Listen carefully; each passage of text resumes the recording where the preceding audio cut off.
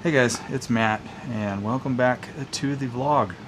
Alright, as you can see, we are currently in the Micro Minnie. Today is the first day that I'm coming out to work on tearing out the power system and reverting the Mini back to the way it was when I purchased it. So we are going to be working inside to start off with because it's like 28 degrees outside. I don't know if you can hear, I've got the furnace going inside the trailer here. So obviously I haven't started yet. At least with the DC power system, because you can still see all the lights and the furnace is running and stuff. So what I'm planning on doing today is I am going to be removing the little bypass box that grabs the power from the 30 amp plug on the side of the trailer and sends it to the inverter. So I'm going to be removing that box and rewiring the 10.3 AC power wire back into the converter box, which is right beneath the stove.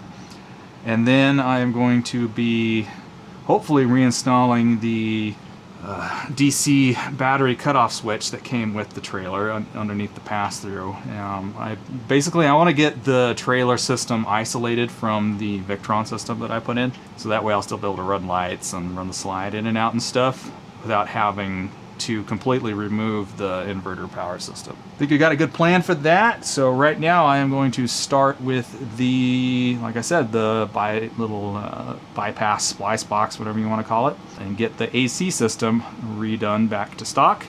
And then we will work on isolating the DC system. All right, hopefully you guys can see, you should be able to hear, the furnace is just right off to the left in that little cavity there. But this opening is right beneath the stove. So this is the stove in the kitchen area, and there's normally a drawer right here. But right behind this lower panel right here is the OEM converter box where all the fuses and circuit breakers are. And so what we need to do is, if you see this big orange wire right here, this is 10.3 wire, and there is one that comes down from the bottom there that is coming in from the plug on the side of the trailer, and then it's going into this splice box. And then inside the box there's a connection. Let's see if I can pull it out for you guys. Yeah, so you see these white AC wires right here. It comes in from the side of the trailer into this box and then out that way to the inverter. And then from the inverter it comes back into the box and then into the OEM converter box here. So basically all I need to do is I need to remove this wire right here from the box and then take this wire and stick it back in the box, so that way the 30 amp power goes straight into the OEM converter box. So that's what I'm going to be doing first. Unfortunately, there's not really a good place for me to set you guys up so that I could like time lapse this or something. So I will just show this to you guys when I'm done. All right, first steps first, got the panel for the converter box off. This right here is a circuit breaker for the main 30 amp in, which I have already flipped off. This right here is the circuit breaker for the 12 volt converter, which I never removed. All I did was turn it off because with my Victron and inverter charger I didn't need it. And so I don't have to do anything there.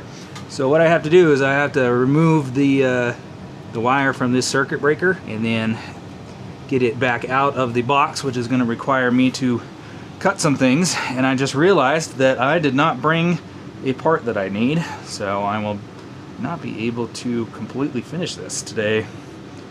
Shoot. I don't know if you guys are going to be able to see, but what I didn't bring was a new one of these plastic cable holder things. I forget what they're called. I'm not an electrician. These you basically have to cut off. There's no way to reuse them. I have a couple of extras, but unfortunately they're back at my parents' house and not with me at the trailer. So I might have to run back over there and get that part. All right, sorry for the bad lighting, but this is where we're at right now. Got the converter pulled out. I undid the wire going into the power panel here. So you can see here, this wire right here is what's coming from the plug on the outside of the trailer, and then it comes in through this grommet holder and then into these connectors here, and then from here it goes out And this goes to the inverter. And then out of the inverter, it's an inverter charger. And so once it goes to the inverter then sends the power back to the trailer's AC system through this cable right here, and then through these little splice blocks out this side, and then into the AC panel here. So I'm just gonna I gotta remove all this because I have to fish these wires back underneath and into the pass-through, and then I'm gonna be taking this wire and rerouting it back into the circuit breaker down here. Oh, and this is the little gray thing that I had to go get at my house. You're able to remove it from the panel, but the problem is this little pincher clippy part right here can't be reused. All right, we got the splice box all out. Oh, sorry for the shadow, because I got all the power turned off in here. And then these are the 10.3 cables that go to and from the inverter. These are marine grade 10.3. So you can see it's marine grade there, if you can read that. 3 conductor 10 AWG, but it is stranded. So unlike the house style Romex that you got there that's solid copper, this marine wire is stranded. So when I installed this and put in the splice box, I put some ferrules on the end of the stranded wire here for the marine grade 10.3, and these work pretty well. I don't think I'm going to be able to reuse any of this wire on whatever new trailer I end up getting, but we will see. If I can't, then I'll just order more.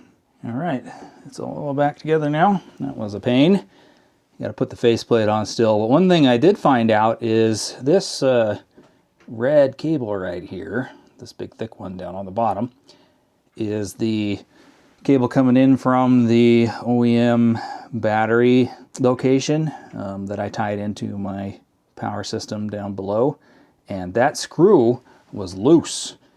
And so I got everything put back together and turned the battery back on, and I was like, what the heck? Why are the lights like not coming on? And then one of them started to flicker on briefly, so I went and turned the battery back off, and then came and checked and found that that screw right there was loose.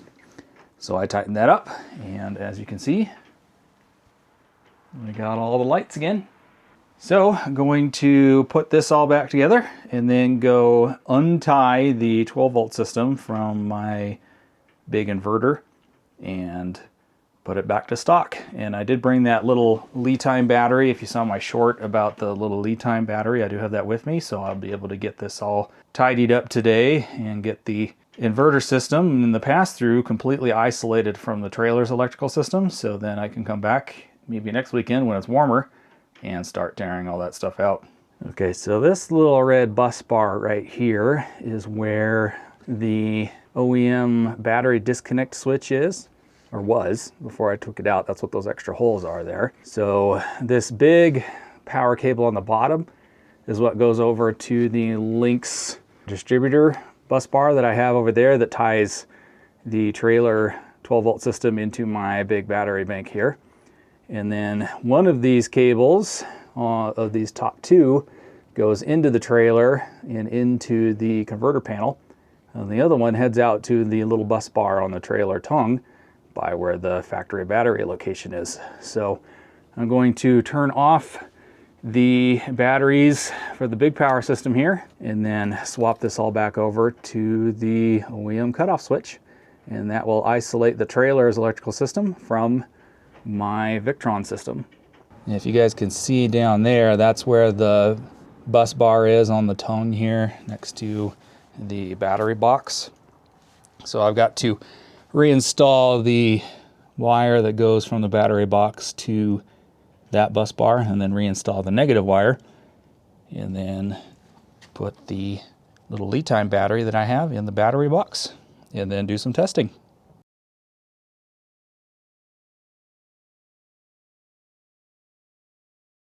All right, got the OEM solar charge controller plugged back in and unbypassed. I filled the little hole that I drilled with a grommet, so it looks semi-decent, but there was a problem. I don't know if the time lapse caught it, but with all 3 solar panels on the roof plugged in, this charge controller was giving an over voltage error.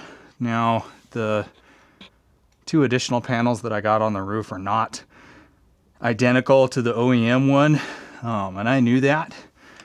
And the charge controller over here that I was using for the roof is a 150. So I'm guessing that this one just can't take all that voltage, because the 150 can take up to 100 volts and it had no problem. But this one, even though it's a 30 amp, it's a PWM solar charge controller, and I guess it can't take that much voltage. So I just went up on the roof and unplugged the 2 additional solar panels. So I'll have to tell the dealer when I trade it in, be like, yeah, the 2 panels that are up there are unplugged. So it's just the single 200 watt right now. So when they go to sell this, they'll need to tell the people that, because this charge controller couldn't handle 600 watts apparently. I think most dealers say that this charge controller can handle 400 watts, and it's probably because of the voltage, if I had to guess. Plus it's a little chilly, but it is charging the battery. I did get it switched over to lithium iron phosphate mode for my little battery on the tongue. But yeah, got that all swapped over. So now it's just time to start tearing everything out. However, I am not feeling super great today, so I think only the last thing that I'm going to do is just take the batteries out. Sorry if on the screen the light looks wavy because that light, but on the camera, so sorry if it looks wavy. I'm just going to remove these 2 batteries and take them home so that they're not chilling out here. And then next weekend I'm going to come and finish tearing this out. Yeah, not feeling super great today, so I think this is all I'm going to get done today. Also, if you saw, I was putting ferrules on the cables for this solar charge controller, but I ran out of the 10 gauge size that I need. You see here, I've got a bunch of ferrules, but there is a suspiciously blank section there, and that's because I used them all in things like this. You can see those yellow ends there. So I got lots of ferrules everywhere, and I just ran out, so I'll have to get some more. All right, welcome to day 2 of whatever this video is going to be. And all right, welcome to day 2 of whatever this video is going to be. I am getting ready to head over to the trailer to finish tearing out the power system. Hopefully going to get the rest of it done today. I'm also going to rewire the solar panels on the roof and remove one of the solar panels, hopefully. So I'll only leave 2 on there when I trade it in, because I don't know if I mentioned it in the last clip, but having all 3 solar panels wired in series was overvolting the little Go Power solar charge controller that came with the Mini, so I'm only going to leave 2 on there wired in parallel. So that should be plenty sufficient for that charge controller. So yeah, I got to remove the solar panel that's on the front of the trailer, because I can leave the brackets on the trailer and just include those brackets, so whoever purchases this trailer next will have the option of just bolting up a 3rd solar panel should they choose to. All right, that's the plan for today. Let's get on over to my brother's house and see what we can get done. It is also entirely too warm for early February in Utah. My truck says it is 55 degrees out there, and I believe it. It is just way too warm, no snow. What a weird winter.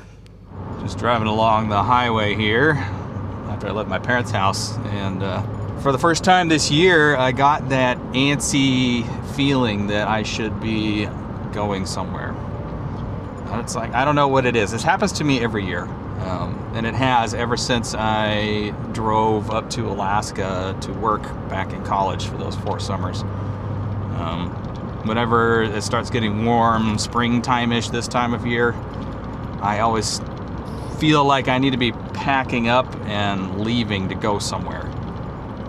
It's a very strange feeling. You can ask my family about it. I've been complaining about it and talking about it in the 15 years since I did my last summer up in Alaska.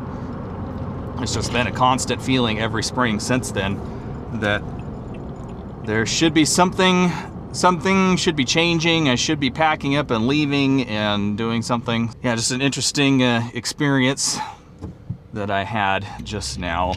First time this year that I have felt that antsy, I should be getting packed up to go somewhere feeling. And usually this time of year also, when I start getting the antsy, I should be packing up and leaving type of feeling, everything starts reminding me of Alaska. I'll look at like a tree, or I'll look out at the mountain and I'll think of Alaska, or something will just remind me of it.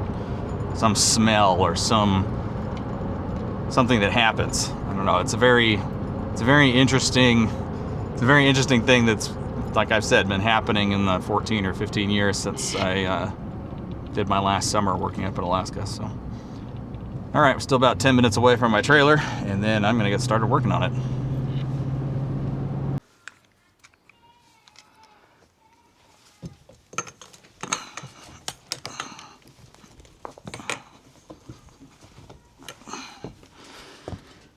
All right. So here is the roof of the trailer, and you can see I've got 3 solar panels. This one right here on my right is the one that came with the trailer. It's a 200 watt Go Power panel.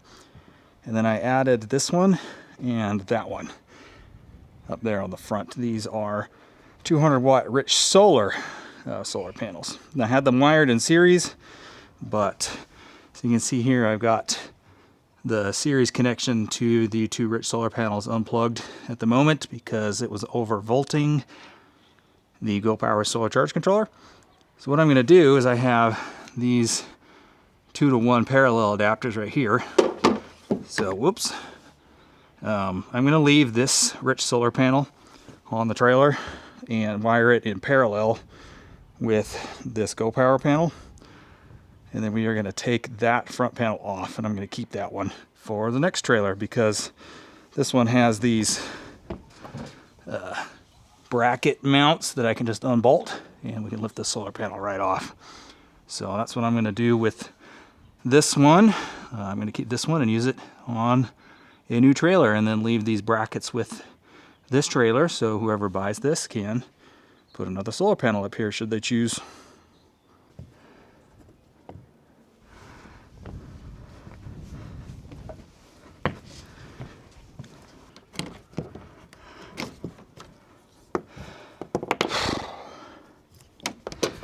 Alright, I'm going to have to make some cables. I might be able to reuse this cable. Unfortunately, or fortunately, if I was keeping this trailer, I'd used a Turnabond to put these cables down on the roof. And I'm having to use my pocket knife here, my little Benchmade. I don't know if you guys can see that from way over there to do this. In fact, I'll move you guys closer so you can see what's going on. And you guys aren't going to stay there. There we go. Maybe you guys will stay there. We'll see. But so I've got to take these parallel connectors here and get this panel and this panel wired in parallel. I might be able to reuse this extension cable here, which I have to peel off of this Turnabond tape. There we go. So this is what I made, the one extension cable I made to facilitate this series connection between the 3 panels. So I think I can just reuse that one, but I'm going to have to make another one so that these will all plug in together, unless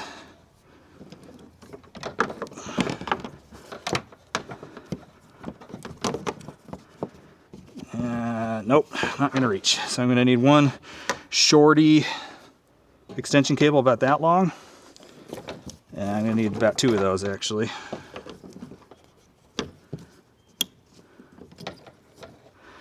All right. So I have the parallel connectors plugged in to just this solar panel right now, but these will not reach over to those plugs, unfortunately. So I am going to have to make a couple of short cables, and then I'll just keep this one. I don't want to cut it down. Here's something else I noticed. You remember how I had to take this trailer back to the dealer because when I brought it home the first time, this trim all along the side had been melted? Well, what I didn't notice is this vent cover is also super melted. Now the dealer insists that there's no heater in their shop close enough to do that damage, but I don't believe them. Alright guys, it is a few hours later. and we successfully got the front solar panel off and the two panels on the roof rewired in parallel. So the little solar charge controller in the front corner is happy. And then my brother came out to help out, and first off we got the solar panel in that box, but then we got my entire power system minus the inverter is now in this box. Well, and the batteries. The inverter is on the back seat of the truck, and check it out in the pass-through. Oh, it is just about empty, so I sneak you guys in here. So I put this cover back over the wiring for the OEM inverter prep. I took this plywood off, but I am going to leave this other plywood. I'm going to take off that 2x4 too at some point. And then you can see way over there we've got the switch and still have a negative cable. I'll take you guys around and tell you what I'm going to do with that in a minute. You can see there's the light. There's the charge controller. It is working. And we got everything out of here. This was interesting because it took me a month to install this whole power system, and I tore it out in basically 7 hours, I think. 6 hours maybe. Granted, my brother was out here helping me for a lot of it. Yeah, I got everything tore out. All right.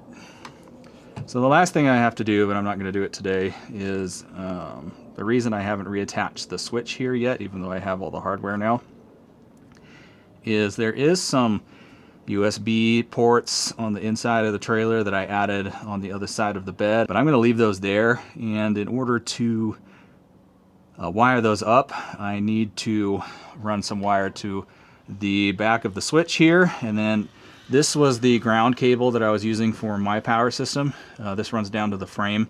Yes, I know this cable was not a big enough gauge.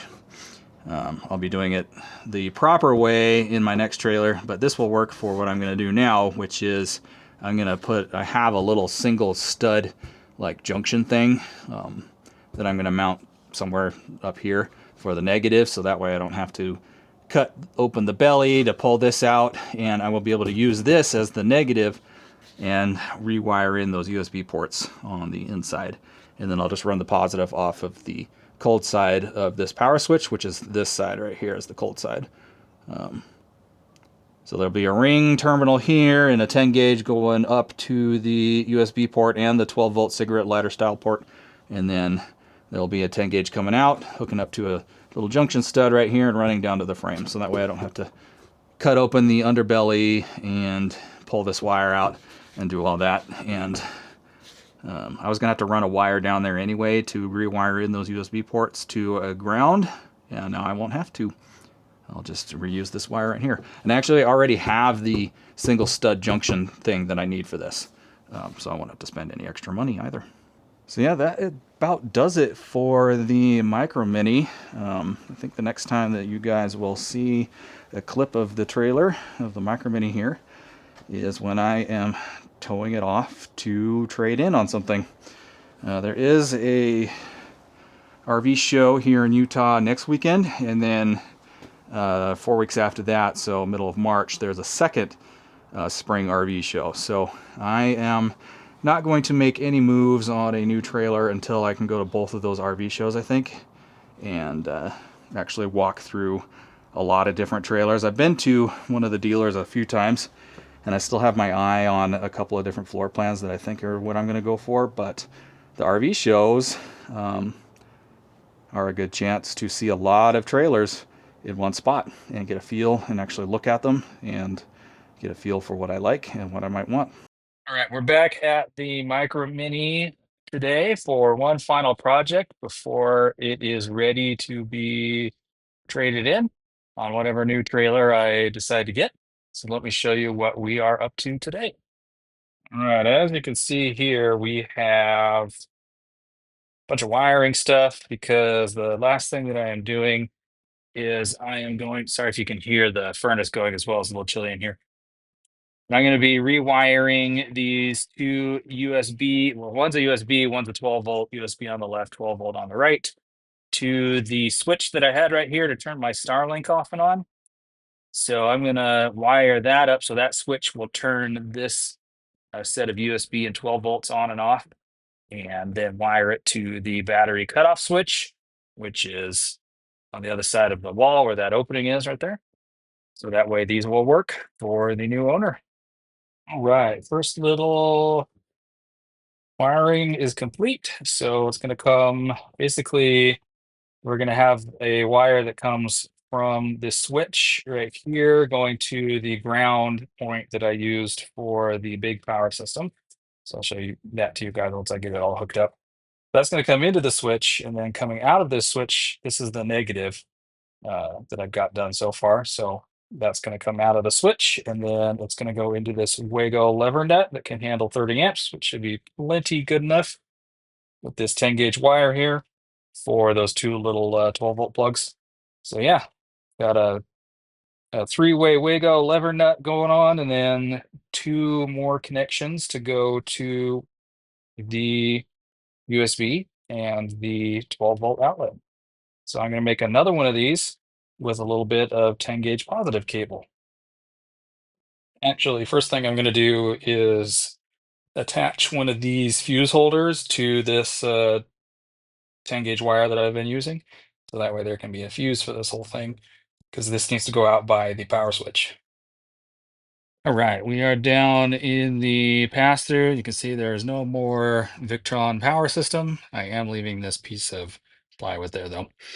So the positive wire is this guy right here that's coming from that switch. And then I just have it attached to the back side of the battery disconnect switch here. This is the side that goes into the trailer. I verified with this voltage tester right there.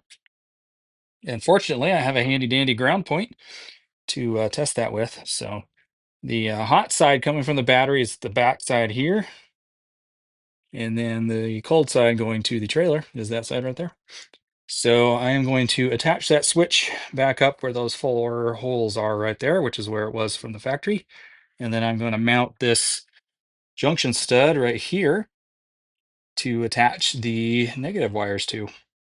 All right, we had a slight change of plans because all three wires would not come out the one side of the power switch. So I had to take it out the top side. You can see there I got the positive going into the output side of the battery disconnect switch. And then I have this negative junction stud here. Normally I would not put them this close together, but the reason I did is because on the other side of the wall right here, this is just some really thin luan. You can see how thin that wood is through the opening there. But on the other side where this is mounted is a backing board. So that's why I mounted that junction stud right there, because it's about as close to the bottom of the backing board as I could get. So I'm going to go inside and finish wiring this up, and then we'll add a fuse and see if it all works. You can see it is a little bit later. I went inside and had dinner with my brother and his wife and their kids. And I had the furnace going out here in the trailer and it ran out of propane. So this thing had plenty of propane in it when I brought it back down from Alaska, but I think while it was at the dealer, while they were working on it, they had the furnace going because there was barely any propane left in it when I got it back. Anyway, gonna finish up wiring the inside here. All right, so those wires aren't technically wired up to the switch yet, but you can see I have the little wire nutted stuff attached to the switch and then attached to the back of the 12 volt outlets here. So I'm just going to need to cut this black wire to length and then add some spade connectors on the end and then attach them to the switch and push it back in, and then we'll test it. All right, we got everything hooked up. This is the USB side. There's a type A and two type C's. That should light up blue when I flip this switch.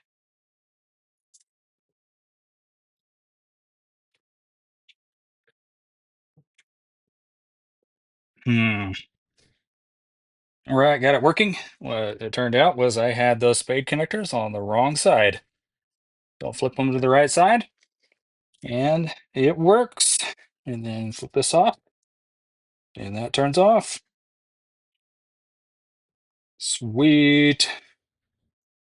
All right, I'm just going to re-screw in the switch plate here and button everything up and clean up. And then we're done with this final project for the Micro Mini. I'll go out to my truck and get a USB cable just to test the uh, outlet to make sure it's working. All right, got my USB cable. It's from here. I think I bought this at Walmart or something. But it'll be perfect for testing my phone. All right, good morning, fam. It is a Saturday morning, and we are in the truck as we get ready to head over to my brother's house to pick up the Micro Mini because today is the day we are trading it in for my new trailer. Now, I believe the last clip that I filmed for this video was me going to test the USB ports in the trailer. They did turn on, but they weren't working properly. My phone would recognize that it was plugged in, and then it would disconnect, then it would reconnect to charge, and it would disconnect. What it turned out to be was just a bad ground to the trailer frame, so I went and picked up one of those external locking washers, the ones that have like the spikes all around it, and then used that to dig the bolt into the frame so that it would get a good ground. And now the charger works fine, worked fantastically. So trailer's ready to go, and we are headed over to pick it up, and then we will head on down to the dealer and pick up the new trailer. So I'll bring you guys along. Let's see if I can get out of my parents' driveway here. There's a billion cars. Now I forget what I was going to talk about. So another exciting thing that I did this week was I upgraded the rear springs on the Tundra finally. I have a full Dobinson suspension on here now. All shocks and all springs, the front coils and the rear leaf springs. And I got their medium weight HD springs, so it actually lifted the rear end of the truck up by another 1.5 inches over where it was before, which was about a 1/2 inch higher than stock with the helper springs that I had on before. But that just wasn't doing the job. I needed something stiffer in the rear of the truck to help carry the load of the new trailer and the weight that I'm going to have in the bed of the truck on my way up to Alaska this spring. So I got that done. Pocketbook didn't like that very much, but it had to be done. So this truck should be pretty much ready to go now to haul this new trailer up to Alaska. So, and I think the ride might be a little better as well. It doesn't feel quite as harsh, even though they are an HD spring. The ride doesn't feel quite as harsh as it did with the Road Active suspension helper springs on the back. So far I'm really liking it, and I think it was worth it in order to be able to tow the new trailer safely. But it is just an absolutely gorgeous day to be going and getting a new trailer. It's a little chilly. It's 38 degrees, so it's slightly brisk outside. We got a little bit of a snowstorm that blew through. Nothing much down in the valleys, but up in the mountains it left a bunch of fresh snow, so the mountains all look really cool. And that's probably our last gasp of winter for this year. We'll see if we get anything else. Sometimes Utah can get an April blizzard, but that hasn't happened in a while, I don't think. So that may have been winter's last gasp, and you can even see some of the trees here are starting to leaf out already. So spring is among us, and can't wait to get working on the new trailer and to be headed up to Alaska in a couple months.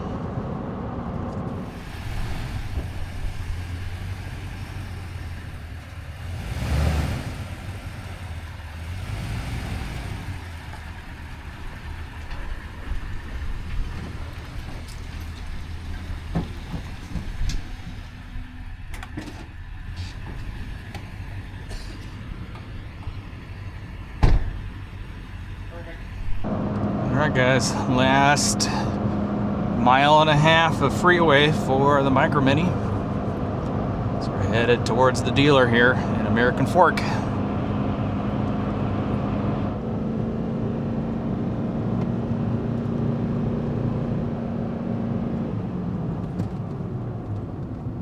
Let's forget this bridge transition is pretty rough. But here we are. Going back to Bish's, just a different dealer this time than the one I bought the Micro Minnie from. This one's in American Fork, Utah.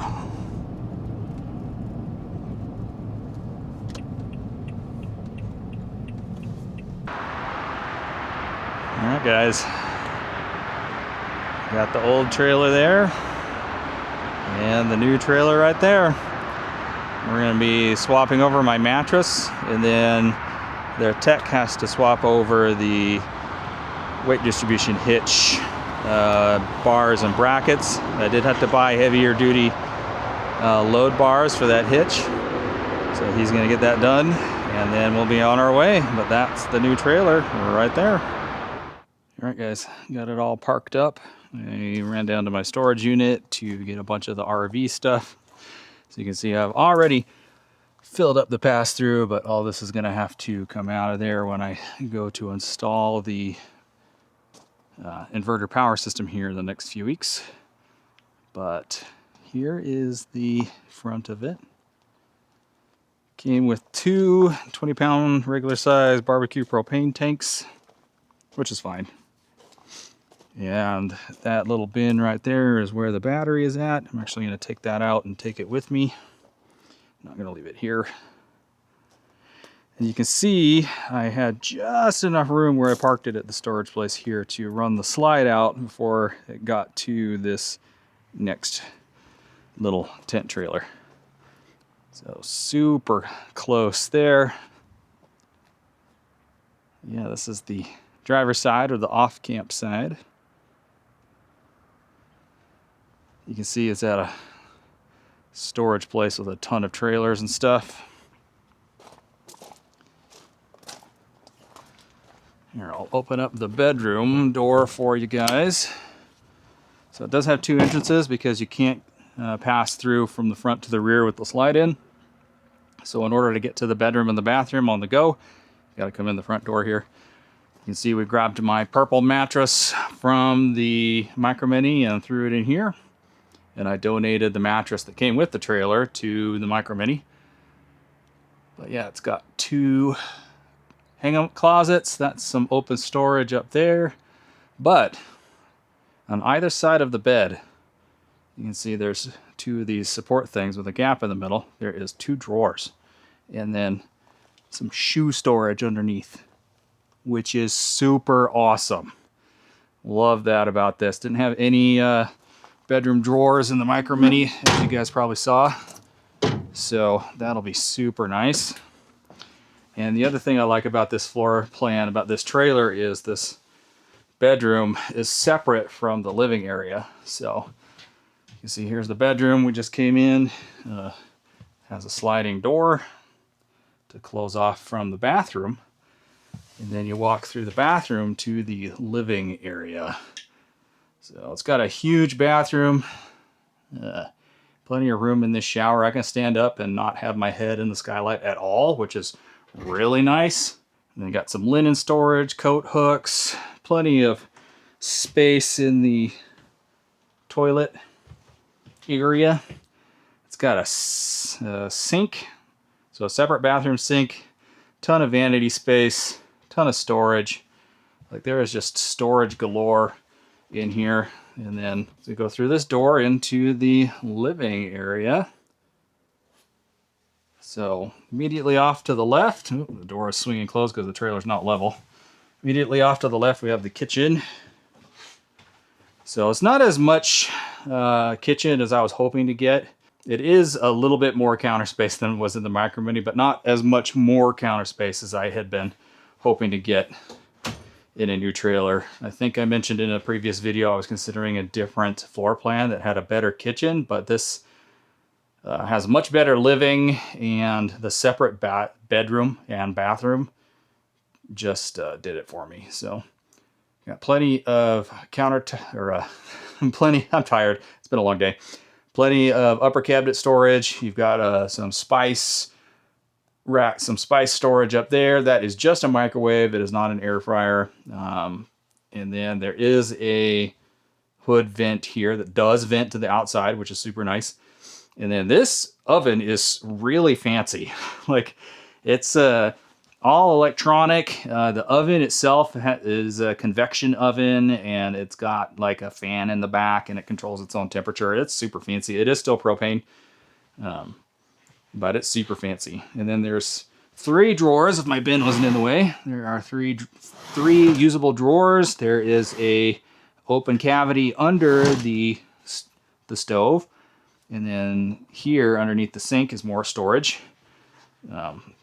But that is also where the furnace and the water pump are. So all the utilities are basically crammed underneath in the corner of the desk, or the corner of the kitchen there. And then on this side, you've got a huge 12-volt refrigerator. So much storage for food. It's got a much bigger freezer than my Micro Minnie did. And then also there will be room here if I wanted to, plus an outlet if I wanted to put my little chest 12-volt refrigerator that can plug into 110. So I could put that there as well. Now here in the slide, this is where a big U dinette originally is in this floor plan. But I had them remove the U dinette and put the sleeper couch over here, because the sleeper couch was over here on the left. And I'll show that to you guys. You probably caught a glimpse of it, but that's where my desk is gonna go. So I had them rip out the dinette and move this couch over here. And then I'm gonna contrive a little shelf thing to put there. And then also I've got to figure out a way to keep this couch from sliding around because it wants to move. So I think I'm gonna have to attach a D-ring to the bottom of the refrigerator cabinet. And then another D-ring just on the side of the slide, like right here, because there's some solid wood behind this section of the slide that I can attach a D-ring to. So yeah, that's where the couch is going to be in the slide out. Nice big window.